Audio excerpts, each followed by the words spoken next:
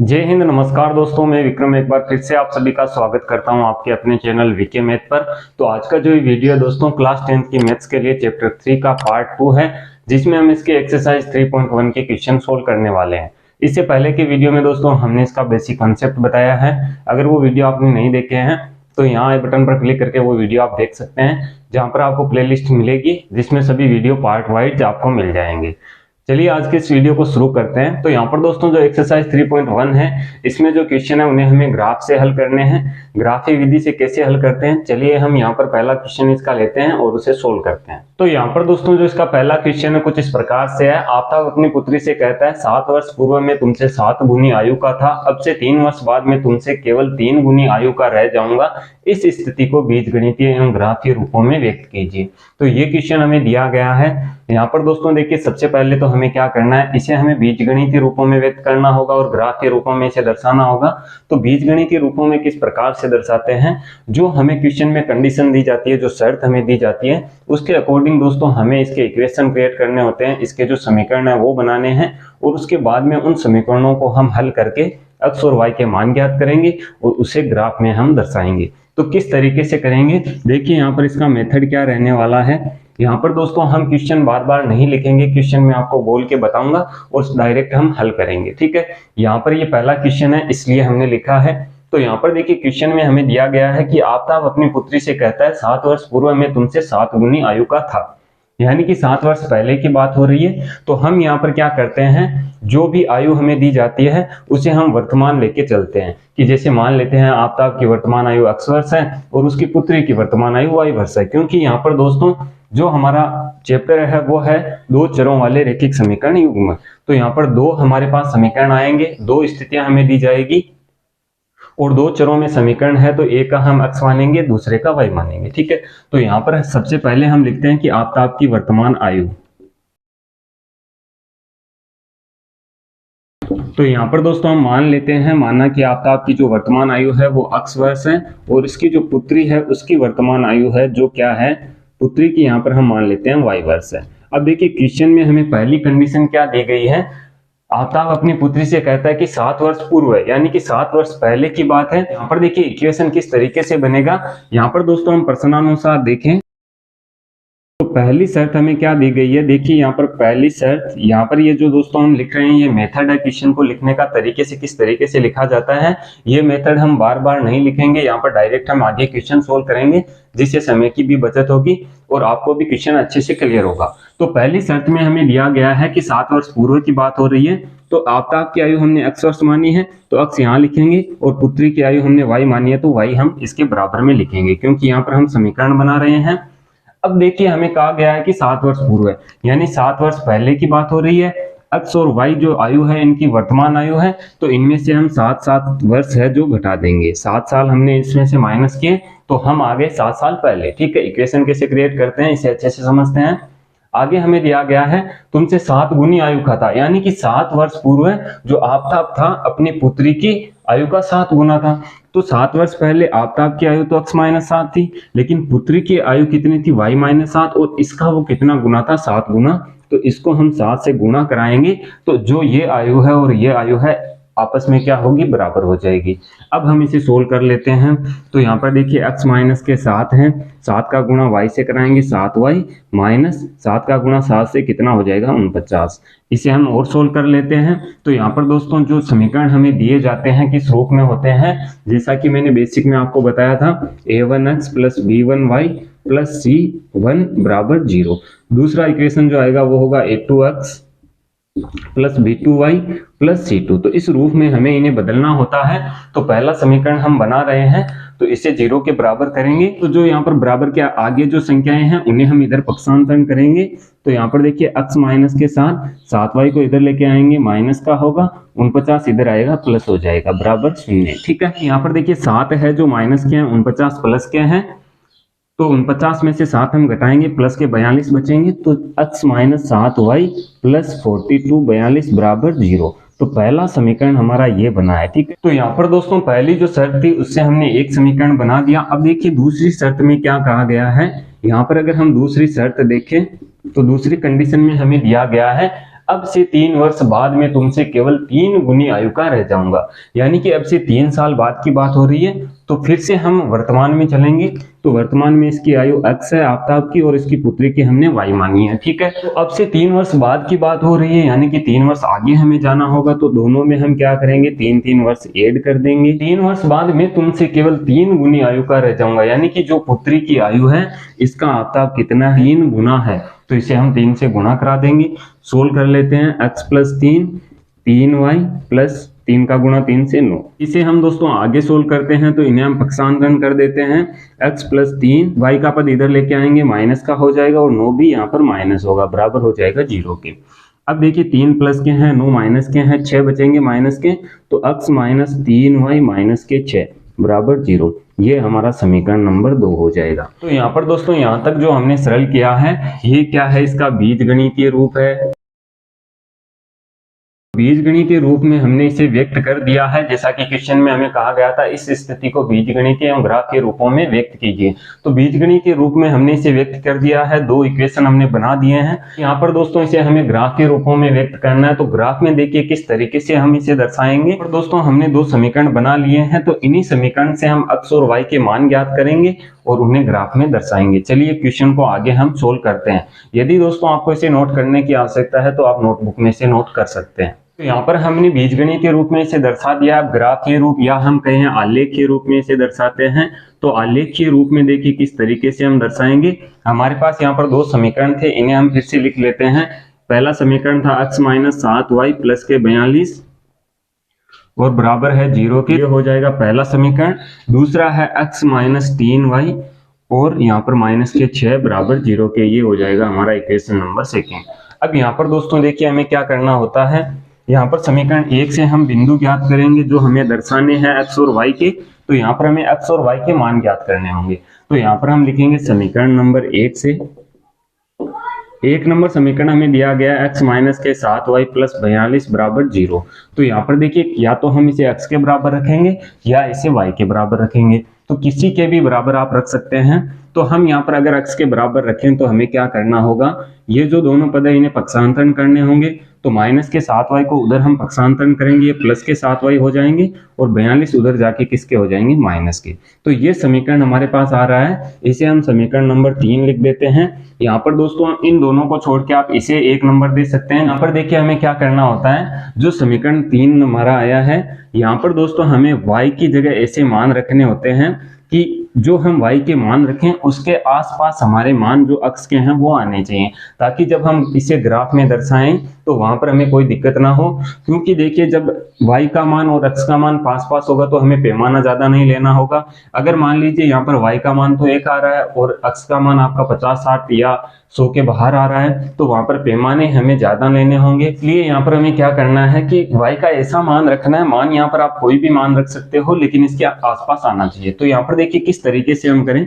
यहाँ पर समीकरण 3 से हम कर रहे हैं, तो यहाँ पर हम लिखेंगे कोई भी मान अगर y का रख रहे हैं तो यहाँ पर हमें पहले ही रफ वर्क में ये देख लेना है कि y का मान हम क्या रखें।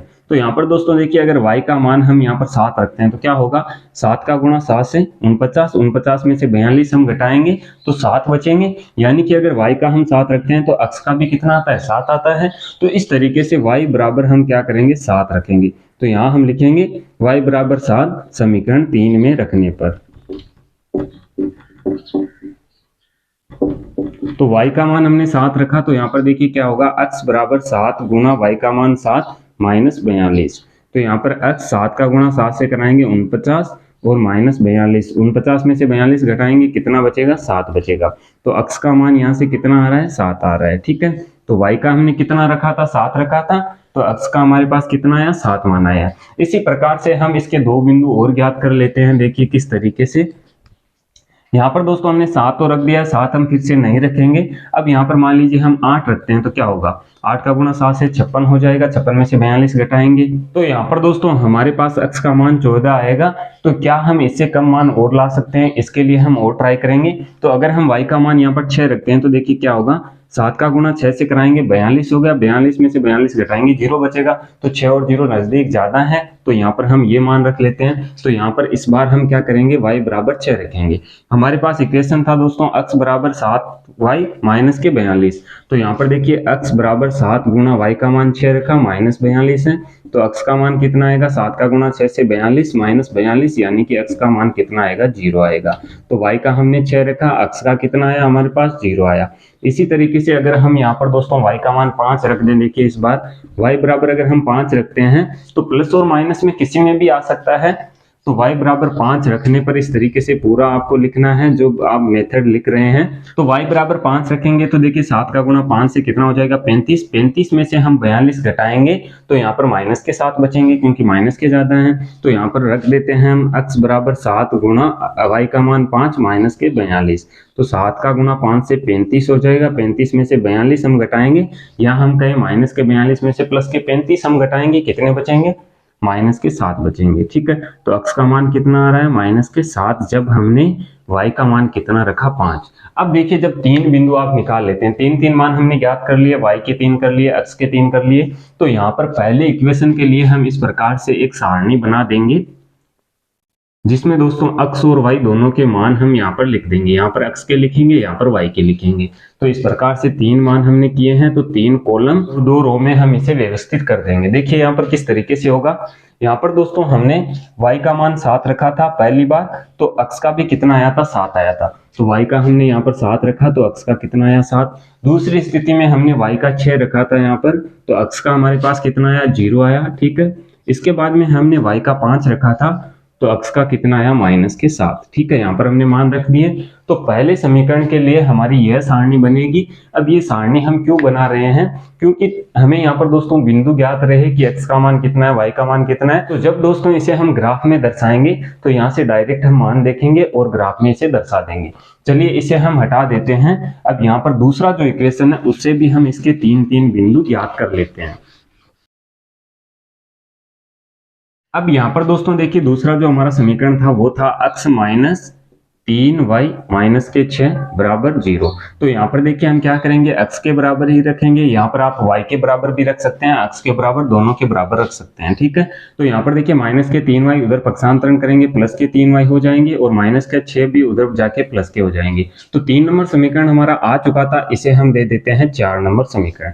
अब देखिए हमें उसी तरीके से करने हैं कि y का हम ऐसा मान रखें कि x और y का मान नजदीक नजदीक आए। ठीक है, तो किस तरीके से हम करेंगे, देखिए तो यहाँ पर दोस्तों ये प्रतिबंध नहीं है कि आपको मान है प्लस में रखने हैं, 0 नहीं रखना है। यहाँ पर आप माइनस में रख सकते हैं, प्लस में रख सकते हैं, कोई बड़ी छोटी संख्या रख सकते हैं। तो यहाँ पर देखिए हम क्या मान रखे हैं इसका, यहाँ पर दोस्तों अगर हम 0 रख देते हैं y का, तो यहाँ पर ये पर 0 हो जाएगा, तो x का मान कितना आएगा, 6 आएगा, 0 6 नजदीक है। इसके बाद में दूसरा मान अगर हम देखें तो 1 रख दें, तो 1 यहाँ पर रखेंगे तो 3 का गुणा 1 से 3, 6 और 3 कितने हो जाएंगे, 9 हो जाएंगे, रख सकते हैं। माइनस में भी यहाँ पर हम रख सकते हैं, तो रख के देखते हैं। तो यहाँ पर दोस्तों समीकरण 4 यहाँ पर हमें लिखना है, समीकरण 4 में y बराबर पहले हम 0 रखते हैं। ठीक है, 0 रखने पर, तो 0 रखेंगे तो क्या होगा, x बराबर 3 गुणा 0 प्लस के 6, यानी कि x का मान कितना आएगा, ये पर 0 हो गया, x का मान आएगा 6, तो x का मान 6 आ रहा है जब y का हम 0 रख रहे हैं। ठीक है, इसी प्रकार से अब देखिए माइनस में रख लेते हैं। चलिए लीजिए y बराबर हमने माइनस के 2 रखे, माइनस के 2 क्यों रख रहे हैं, माइनस के 2 रखेंगे 3 से गुणा होगा, माइनस के 6 होंगे, और 6 प्लस के 6 माइनस के x का 0 हो जाएगा मान। तो इसी तरीके से जैसे यहाँ पर y का 0 रखा था, तो इस बार x का 0 आ जाएगा। तो यहाँ पर देखिए x बराबर 3 गुणा y का मान माइनस के 2 हमने रखा, आगे प्लस के 6 है तो प्लस के 6। यहाँ पर देखिए x बराबर 3 का गुणा माइनस 2 से माइनस के 6 और प्लस के 6 यहाँ पर हो जाएंगे 0। तो x का मान 0 आ रहा है, कब आ रहा है दोस्तों, जब हम y का मान यहाँ पर कितना रख रहे हैं, माइनस के 2 रख रहे हैं। तो 2 बिंदु हमने ज्ञात कर लिए, यहाँ पर एक बिंदु हम और ज्ञात कर लेते हैं। यहाँ पर देखिए हमने मान रख दिए हैं, y के 0 रख दिए हैं, माइनस के 2 रख दिए हैं, माइनस का 1 भी हम रख सकते हैं। तो यहाँ पर देखिए y बराबर माइनस का 1 अगर हम रखते हैं तो क्या होता है, x का मान यहाँ पर है तो x बराबर 3 गुणा y का मान माइनस 1 प्लस के 6।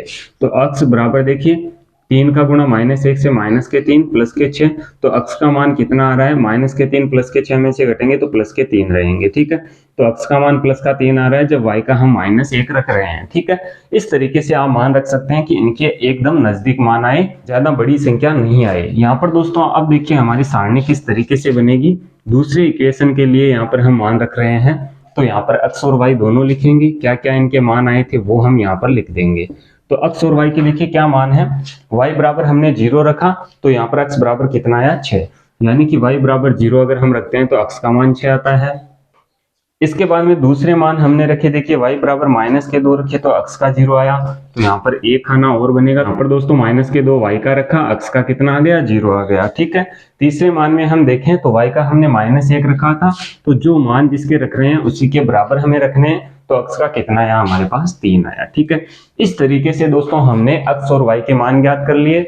अब इसे हमें ग्राफ में दर्शाना है, तो यहाँ पर देखिए बिंदु है हमारे पास, ये समीकरण पहला है, ये समीकरण दूसरा है, सभी के हमारे पास बिंदु है और इसे हम ग्राफ में दर्शाएंगे। तो यहाँ पर दोस्तों आपको ग्राफ पेपर पर इसे दर्शाना है, यहाँ पर दोस्तों इसी व्हाइट बोर्ड पे आपको समझा रहा हूँ। तो यहाँ पर दोस्तों इसे ग्राफ में दर्शाने से पहले मैं आपको थोड़ा सा ग्राफ के बारे में बता देता हूँ। जैसे आपके पास जो ग्राफ होगा उसमें ऐसे आड़ी लाइनें होंगी, ठीक है, और कुछ लाइनें इस तरीके से खड़ी होगी जो बराबर दूरी पर होगी एकदम, ठीक है। किस तरीके से, देखिए यहाँ पर जो दो आड़ी लाइनें हैं उनके बीच में 10 छोटी छोटी लाइनें होगी और बीच वाली जो पांचवी लाइन है वो हल्की सी गहरी होगी। यहाँ पर दोस्तों जो दो किनारे वाली लाइनें हैं वो इनसे गहरी होगी। तो यहाँ पर जो ये दो लाइनें हैं इनसे एक खाना बनेगा, इसे हम कहेंगे एक बड़ा खाना, ठीक है। इसे हम क्या कहते हैं, एक बड़ा खाना। यहाँ पर दोस्तों जो ये लाइनें होती है इस पर किसका मान चलता है, इस पर मान चलता है y अक्ष का, क्योंकि y अक्ष से खड़ी लाइन होती है और यहाँ पर इसके मान लिखे जाते हैं। तो आड़ी जो लाइनें होंगी उन पर मान चलेगा y अक्ष का, और जो इस प्रकार से खड़े खाने होते हैं उनमें मान चलता है x अक्ष का, क्योंकि x अक्ष ऐसे क्षैतिज रेखा होती है तो इस तरीके से मान रखे जाते हैं। तो जो खड़ी और आड़ी लाइनें हैं दोनों में जो अंतर होता है वो बराबर होता है। इसे भी आप ग्राफ में देख के समझ सकते हैं।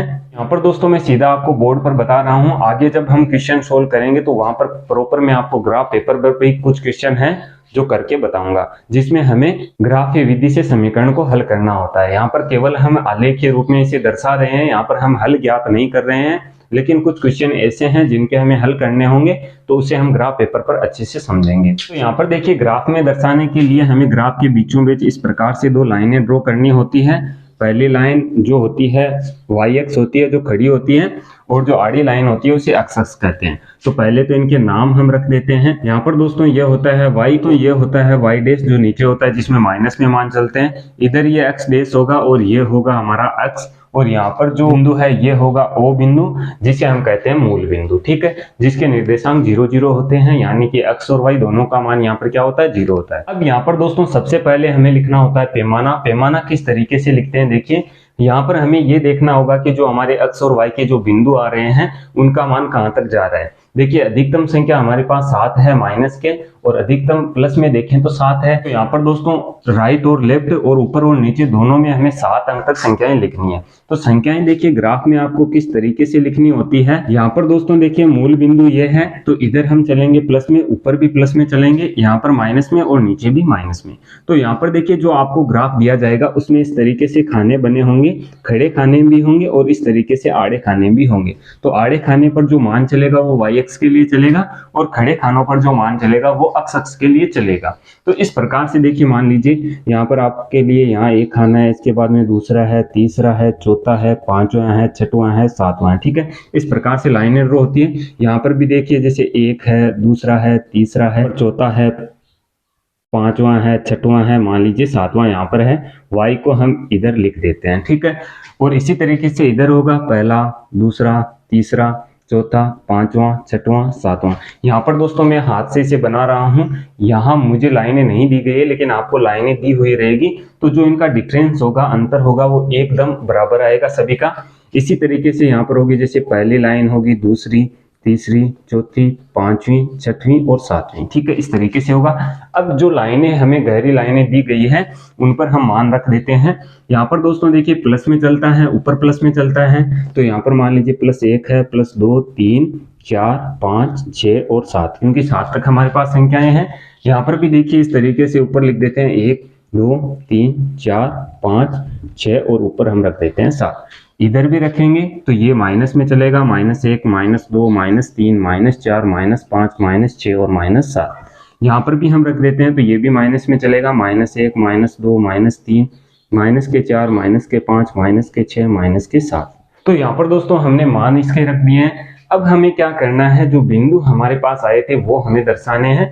यहाँ पर देखिए दोस्तों, वीडियो है जो लेंथली होगा, क्योंकि एक वीडियो में हम ज्यादा से ज्यादा इस तरीके के 1 या 2 क्वेश्चन ही सोल्व कर पाएंगे, क्योंकि वीडियो काफी लेंथली हो जाएगा। तो हर बार हम मेथड नहीं लिखेंगे, मैं बार बार आपको बोल रहा हूँ। एक बार मैंने मेथड आपको एक क्वेश्चन का समझा दिया है, बाद में हम डायरेक्ट क्वेश्चन सोल्व करेंगे। तो यहाँ पर दोस्तों देखिए, पहले समीकरण के लिए हम चलते हैं। 1 नंबर ये है, 2 नंबर ये है। तो पहले 1 नंबर समीकरण के लिए हम ग्राफ दर्शाएंगे। तो यहाँ पर देखिए, अक्स का मान 7 है, वाई का भी कितना है, 7 है, दोनों प्लस के हैं। तो देखिए प्लस के कहाँ आ रहे हैं, अक्स का 7 प्लस का यहाँ पर है, वाई का प्लस का 7 यहाँ पर है, यानी कि यहाँ पर आ रहे हैं। तो इन्हें हम हटा देते हैं थोड़ा सा यहाँ से, क्योंकि यहाँ पर हमारे बिंदु दर्शाने में कोई दिक्कत ना हो। और दोस्तों इसे थोड़ा सा हम आगे लिख देते हैं, ताकि जब हम यहाँ पर बिंदु दर्शाएं तो कोई दिक्कत ना हो। तो यहाँ पर पहले मैं मान लिख देता हूँ, 6 0 है, और यहाँ पर है 0 -2, और यहाँ पर है 3 -1। इस तरीके से मान है। तो इसे अब हम हटा देते हैं, और यहाँ पर ये x के हैं, ये y के हैं, ठीक है। तो अब यहाँ पर देखिए, हमें दर्शाना था 7 और 7 पहले समीकरण के लिए। तो यहाँ पर दोस्तों देखिए, 7 अक्स के पहले देखेंगे तो अक्स वाली जो लाइन पर आपने 7 लिखा है, जो गहरी वाली लाइन है, उससे आप सीधा ऊपर चलेंगे। y के कहाँ तक जाना है, y का जो मान 7 है, क्योंकि दोनों का 7 7 है, तो 7 वाली इधर से लाइन आएगी, और ये इधर से लाइन जहां पर ऊपर यहाँ मिल रही है दोनों एक सीध में, वहां पर बिंदु हम दर्शा देंगे। ये बिंदु हमारा होगा 7 और 7। इसके बाद में दूसरा बिंदु है 0 और 6। 0 मान यहाँ पर दोस्तों है किसका, अक्स का मान है, तो अक्स का 0 यही होता है। और y का कितना है, 6 है, तो y का 6 देखिए यहाँ पर आएगा। यहाँ पर बिंदु हम दर्शाएंगे, जो क्या होगा 0 और 6। तो यहाँ पर इसे हम फिर से पढ़ सकते हैं, देखिए किस तरीके से। यहाँ पर 0 है, तो 0 अक्स का मान है, y का कितना है 6, तो ये बिंदु होगा हमारा 0 6। अगला बिंदु है माइनस के 7 और 5। तो माइनस के 7 देखिए अक्स के हैं, और 5 किसके हैं, 5 है यहाँ पर y के मान। पर दोस्तों y का मान प्लस के 5 है, x का मान माइनस के 7 है, तो x का मान इधर माइनस का 7 है, और y का मान कितना है, 5 है। तो यहाँ पर हम चलेंगे y के 5 तक, तो इधर वाली लाइन आएगी, और यहाँ से -7 वाली लाइन जाएगी। तो जहां पर ये लाइन मिलती है वहां पर हम बिंदु, मान लीजिए यहाँ पर आ रही है, तो यहाँ पर हम अंकित कर देते हैं। तो ये बिंदु हो जाएगा माइनस के 7 और 5। तो इस तरीके से आपको मान रखना होता है। अब यहाँ पर दोस्तों, जब आप इसे ग्राफ में हल करेंगे, ग्राफ में बिंदु दर्शाएंगे, तो बिंदु आपके एक ही सीध में आएंगे, सभी एक ही लाइन बनेगी एक समीकरण के लिए। लेकिन यहाँ पर दोस्तों मान है जो हम रख रहे हैं व्हाइट बोर्ड पर, तो मान में थोड़ा सा फर्क, जैसे डिफरेंस यहाँ पर अलग अलग हो सकता है, इसलिए थोड़े से बिंदु ऊपर नीचे हो सकते हैं। अब देखिए, जब आप तीनों बिंदु रख देते हैं, जैसे यहाँ पर तीनों बिंदु हमने लगा दिए हैं। ये बिंदु हमारा था 0 6, और ये बिंदु था माइनस के 7 5, और ये था 7 7। तो अब हमें क्या करना है, स्केल से और पेंसिल से इन सभी को, जो बिंदु हमने बनाए हैं, इन सभी को एक सीधी लाइन से इसे मिला देना है। तो ये जो हमारी लाइन ड्रॉ हुई है, ये पहले समीकरण के लिए है। तो इस लाइन पर हम इसका समीकरण भी लिख देते हैं, जो हमारे पास है x -7 y + के 42 बराबर 0। तो ये हमने दर्शा दिया पहला समीकरण। अब दूसरे समीकरण के जो बिंदु है वो भी हमें दर्शाने हैं। तो x का मान 6 है, y का मान कितना है, 0 है, तो x का मान 6 प्लस का है, तो यहाँ पर होगा, y का 0 यहाँ पर होगा, तो यहाँ से सीधी लाइन यहाँ पर हम चलेंगे। तो ये बिंदु हमारा होगा 6 और 0। इसके बाद में दूसरा बिंदु है 0 और -2। 0 यहाँ पर देखिए कहाँ पर है, ये है किसके लिए, अक्स के लिए। y का -2 यहाँ पर आएगा, तो यहाँ पर हम बिंदु दर्शा देंगे। तो ये बिंदु होगा 0 और -2, ठीक है। अब तीसरा बिंदु है 3 और -1। तो 3 यहाँ पर देखिए प्लस का है, जो है अक्स का मान, माइनस का 1 यहाँ पर है, तो इसके सीध में जो लाइन आएगी और 3 से जो लाइन जाएगी उससे हम यहाँ पर मिलाएंगे। तो ये बिंदु हमारा बनेगा 3 और -1। इस तरीके से हमें दर्शाना है। यहाँ पर जो बिंदु हमने दर्शाए हैं, इन्हें भी हम मिला देते हैं एक सीधी लाइन से। तो इस तरीके से ये लाइन जो थी दूसरे समीकरण की थी, तो इस पर हमें दूसरा समीकरण x -3y -6 = 0 ये हमें लिखना है। तो ये होता है दोस्तों इसका ग्राफीय रूप। ग्राफीय रूप या आलेखीय रूप हम कहें, इसमें इस तरीके से दर्शाते हैं। तो ये दोस्तों कंप्लीट इसका मेथड है क्वेश्चन का सोल्व करने का।